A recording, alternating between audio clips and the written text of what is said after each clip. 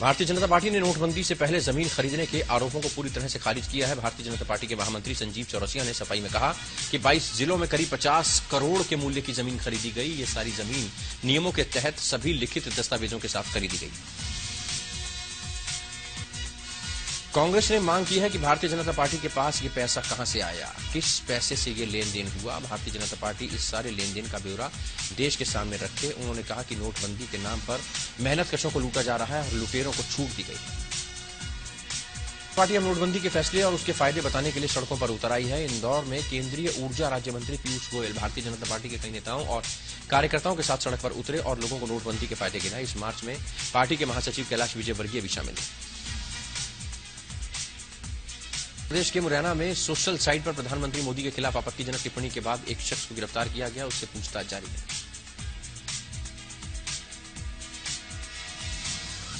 छत्तीसगढ़ के मुख्यमंत्री रमन सिंह ने नोटबंदी पर अधिकारियों संग बैठक की और स्थिति की समीक्षा की। बैठक में तय किया गया कि तृतीय और चतुर्थी श्रेणी के कर्मचारियों और शिक्षा कर्मियों को 10,000 रुपए नकद वेतन दिया जाएगा। इससे 3.5 लाख कर्मचारियों को फायदा मिलेगा।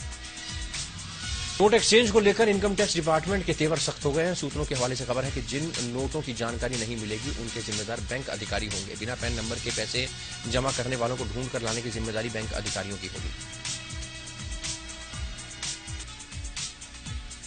नेपाल राष्ट्र बैंक ने 500 और 2,000 रुपए के नए भारतीय नोटों को अनधिकृत और अवैध बताते हुए इनके चलन पर बैन लगाया। नेपाल राष्ट्र बैंक के प्रवक्ता नारायण पौडेल के मुताबिक ये नई करेंसी नोट नेपाल में अभी वैध नहीं है, लिहाजा अगले आदेश तक इन नोटों के चलन पर बैन रहेगा। नेपाल राष्ट्र बैंक ने कहा है कि जब तक reserve bank of India foreign exchange management act के तहत नई अधिसूचना जारी नहीं करता, नए भारतीय नोट एक्सचेंज नहीं किए जा सकते। ऐसी नोटिफिकेशन के बाद ही विदेशी नागरिकों को एक निश्चित मात्रा में भारतीय करेंसी रखने की अनुमति मिलती है। नेपाल के कैसीनो में सिर्फ भारतीय नोट चलने के कारण इन्हें फिलहाल के लिए बंद कर दिया गया है। नेपाल के कैसीनो में 10% लोग भारतीय ही होते हैं।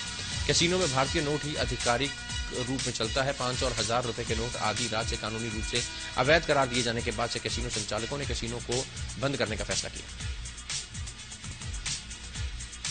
मुंबई के जोगेश्वरी ओशिवारा के घासवाड़ा कंपाउंड स्थित फर्नीचर बाजार में लगी आग पर काबू पा लिया गया है। दमकल की 10 गाड़ियों ने आग बुझाई। सिलेंडर के फटने से इतनी भयानक आग लगी, वहां पर 7 से 8 सिलेंडरों में ब्लास्ट हुआ था। इस घटना में एक शख्स के मरने की खबर है। घास वाले कंपाउंड के पास ही पेट्रोल पंप भी था।